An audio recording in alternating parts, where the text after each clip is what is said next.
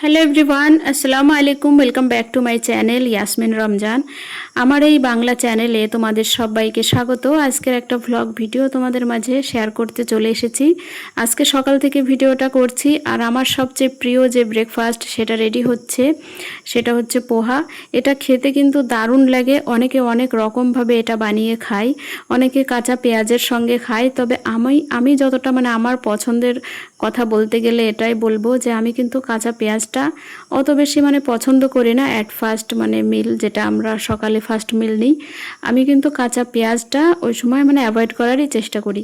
তো দেখো, পোহা বানাতে কম বেশি সবাই পারে, তারপরেও রেসিপিটা এখানে আমি দিয়ে দিয়েছি, তোমরা দেখে নিতে পারো। এখানে সরিষা আমি দিইনি, এখানে কিন্তু সরিষাও দিতে হয় তেলের মধ্যে, বুঝতে পেরেছো? সরিষা দিতে হয়, কারি পাতা মাস্ট, এর জন্যে পোহার আসল যে স্বাদটা আসে সেটা কিন্তু কারি পাতা থেকেই আসে। তো এই যে চিড়েটা কিন্তু এইভাবে একবার কি দুবার পানি দিয়ে ওয়াশ করে নিতে হবে খুব ভালো করে। পিনাটগুলো আগে থেকে ভেজে তুলে রেখেছি, চীনা বাদাম যেগুলো ভেজে তুলে রেখেছি। আর ওই যে যে চিড়েটা আমি ধুয়ে রেখেছি তার মধ্যে কিন্তু লবণ আর একটু চিনি মিশিয়ে রেখেছি, যাতে করে চিড়ের যে ভেজা ভাব তার সঙ্গে চিনিটা ভালো করে ঘুল মিলিয়ে যায়, সেই কারণে। আর তেলের মধ্যে দেখলে আমি হলুদটা দিলাম, আর এটা দেওয়ার একমাত্র কারণ হলো কি, হলুদের যে একটা কাঁচা গন্ধ সেটা কিন্তু আর থাকবে না। তো এবারে দেখো, আর সামান্য একটু চিনি দিচ্ছি, কারণ আমার একটু মিষ্টি মিষ্টি পোহা খেতে ভালো লাগে। তো আমি আরও একটু চিনি এর সঙ্গে অ্যাড করে দিলাম।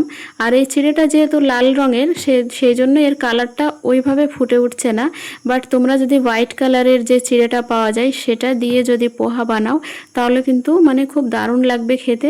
তো আজকে আমাদের সকালবেলার ব্রেকফাস্টে দেখো, চিড়ে আছে, একটা করে ডিম সিদ্ধ করেছিলাম সেটা রয়েছে। তো ইয়াসিনের পাপা তো অলরেডি খেতে বসে গেছে। আর ওই যে এখানে জলসা হয়েছিল, তো সে জলসা থেকে হালুয়া কিনে এনেছিলাম, সেটা রেখেছি বাটিতে। যার যেটা পছন্দ, যেমন পছন্দ খাবে আর কি। কেউ হালুয়া খাবে, কেউ খাবে না, এরকম।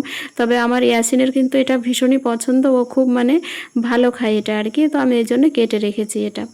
তারপরে দেখো, আজকে বাজার থেকে মাছ নিয়ে এসেছিলো, তো মাছগুলো ফ্রিজে রেখে দিয়েছি। আর এখন মাংসটাও বানাবে। অ্যাকচুয়ালি ও কিন্তু খুব সুন্দর রান্না করে, ইয়াসিনের পাপা। তো মাংসগুলো ধুচ্ছে, আর আমি এই যে এই পাশে ভিডিও করছি, কারণ ভিডিও বানানো আর এই যাবতীয় কন্টেন্ট বানানো, ভয়েস ওভার, এডিটিং সব তো আমাকেই করতে হয়। তো সেই কারণে আর কি। তো মাংস রান্না করবে, তার জন্য টমেটো প্রয়োজন। তো আমরা চলে এসেছি ছাদ বাগানে। আর মাশাআল্লাহ, আমাদের ছাদ বাগানটা অনেক সুন্দর লাগে দেখতে। আর এখানে বিভিন্ন রকমের গাছপালা লাগিয়েছি, বেশ ভালো একটা সবুজের আভা আমার ছাদ বাগানে। তো টমেটোগুলো দেখো কত সুন্দর পেকে গেছে। এই টমেটো দিয়ে মাংসটা রান্না হবে। এই যে দেখো, থোকায় থোকায় টমেটো ধরে আছে, কাঁচা পাকা সব মিলিয়ে।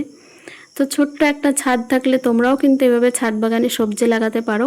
ও আরও একটা কথা, তোমরা অনেকেই জিজ্ঞাসা করো আমাকে যে গ্রো ব্যাগগুলো আমি কোথা থেকে নিয়েছি। তো অনেক তোমরা আমার ভিউয়ার্সরা এরকম আছো যারা বাংলাদেশ থেকে আমার ভিডিওটা দেখো।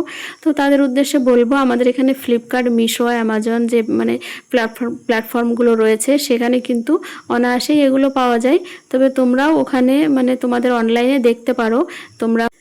আর এই গ্রো ব্যাগগুলো এত ভালো, এত ভালো, কি বলবো, আমি ব্যবহার করছি, সত্যি অ্যামেজিং।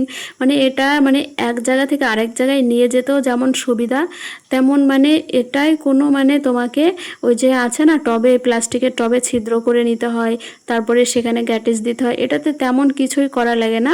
অলরেডি ওটাতে কিন্তু ছিদ্র দেওয়াই থাকে, যাতে বৃষ্টির যে পানিটা বা এক্সেস যে ওয়াটার সেটা কিন্তু অনায়াসেই বেরিয়ে যেতে পারে। ঠিক আছে। তো আমি বেগুন গাছও লাগিয়েছি ওটাতে, তারপরে বিভিন্ন ধরনের সবজি, এই যে টমেটো গাছ দেখছো সেটা লাগিয়েছি। আর দেখো, ছাদ ভর্তি লাউ গাছ, কি বলবো, এই লাউ গাছ এতটা ভাইরাল বলার মতো না। ঠিক আছে। তো এবারে আমরা চলে এসেছি নিচে, এবার রান্না হবে। আর তোমরা আমার ভিডিওকে কোথা থেকে দেখছো অবশ্যই কমেন্ট করে আমাকে জানাবে। আর আমার এই চ্যানেলে কোন কোন ধরনের ভিডিও তোমরা দেখতে পছন্দ করো সেটাও কিন্তু তোমরা অবশ্যই জানাবে। তোমরা কেউ যদি আমার হিন্দি চ্যানেল দেখতে চাও, আমার এই ভিডিও ডেসক্রিপশন বক্সে সেই চ্যানেলের লিংক দেওয়া আছে, তোমরা সেখানে গিয়ে দেখতে পারো।